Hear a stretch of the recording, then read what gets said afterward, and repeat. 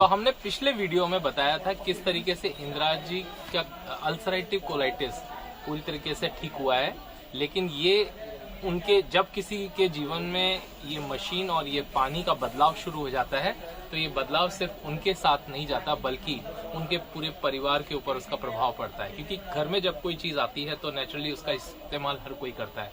तो ऐसा ही कुछ इंदिरा जी के साथ भी हुआ। नेचुरल है कि उनकी एक बच्ची है और एक वाइफ, तो उन्होंने भी इस पानी का प्रयोग शुरू किया और उनके जीवन में क्या बदलाव आया सुनते हैं इंदिरा जी से।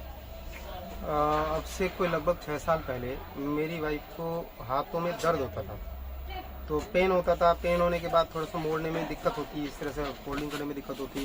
घर का काम जैसे आटा वाटा गूंदना, रोटी बनाना, उसमें थोड़ा प्रॉब्लम होती थी। तो डॉक्टर को दिखाया तो स्वेलिंग वगैरह आ रही थी। तो उन्होंने देखते ही बोला कि इनको गठिया बाय हो गया और ये शुरुआत है। तो हमने ट्रीटमेंट कराया एलोपैथिक, 2-1 साल ट्रीटमेंट कराया, फिर उसके बाद आयुर्वेदिक कराया। तो पिछले 5 सालों से वो गठिया बाय से पीड़ित थी और स्थिति ये थी कि डॉक्टर ने बोला था कि इनको पानी से दूर रखिए।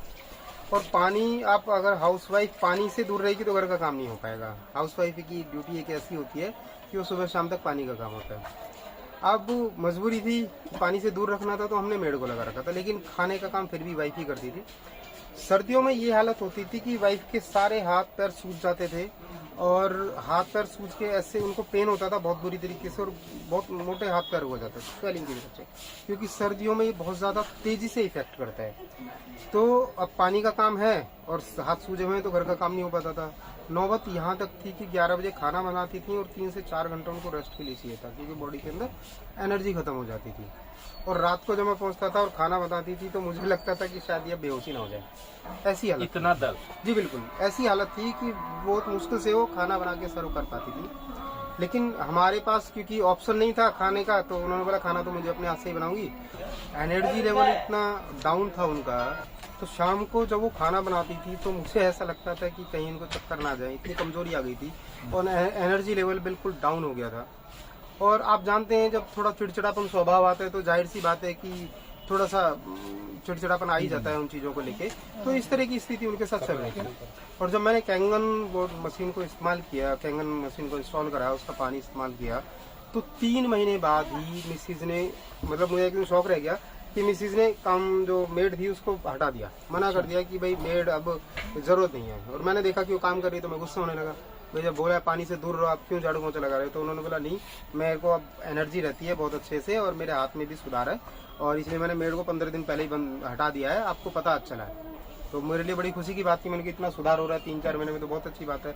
और लगभग 1 साल से वो भी पानी पी रहे हैं और 5 सालों में पहली ऐसी सर्दियां हमारे घर में निकली हैं कि मेड नहीं लगी है, मेड ने कोई काम नहीं किया, मेरी वाइफ ने काम किया और एनर्जी लेवल अब में बहुत अच्छा खासा सुधार हुआ है। और वो सूजन, स्वेलिंग, अगर मैं स्वेलिंग की और हाथों की बात करूं तो इस तरीके से उनके हाथ रहते थे और स्वेलिंग पूरे हाथ पैरों में रहती थी।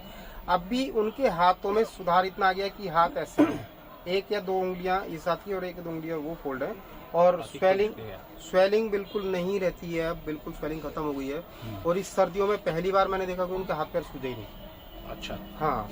तो और इस दौरान में हुआ क्या कि हमने सिर्फ कैंगन का पानी इस्तेमाल किया, पानी चेंज किया और उससे इस तरह के चेंजेस हमारी लाइफ में आए। निश्चित रूप से इसका कारण, क्योंकि जब बॉडी के अंदर यूरिक एसिड बढ़ता है तो उससे जॉइंट्स डिटीरियरेट होना शुरू हो जाते हैं और उसके बाद सारी कॉम्प्लिकेशन शुरू होती है, बॉडी इन्फ्लेम्ड हो जाती है, सूजन आनी शुरू हो जाती है और पेन होना शुरू हो जाता है। और ये बहुत ही दर्दनाक बीमारी है, बहुत परेशान करने वाली बीमारी है।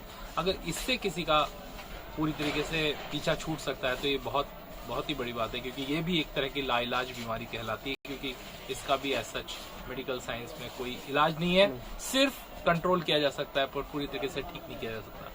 तो अगर इस तरीके का बदलाव हमारे शरीर में नजर आ रहा है, उसका कारण है कि हमारे बॉडी का नेचर एसिडिक से अल्कलाइन हो रहा है।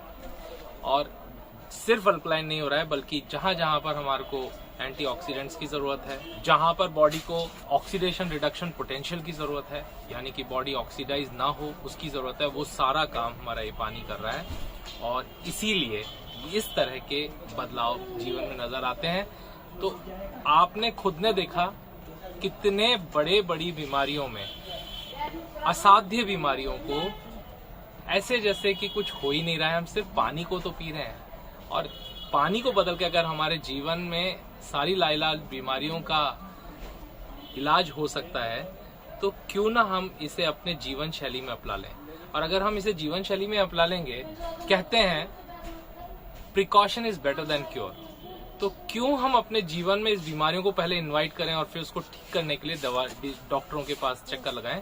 ज्यादा बेहतर है कि इससे पहले कि इस तरह की बीमारी हमारे जीवन में आए, हम डॉक्टरों को गुड बाय कह दें और एक छोटा डॉक्टर अपने घर में ले आए। जुड़े रहिए हमारे वीडियोस के साथ। ऐसे और बहुत सारे केस स्टडीज आपको सुनने को मिलेंगे और आप सुनकर अचंभित रहेंगे। Thank you and stay healthy.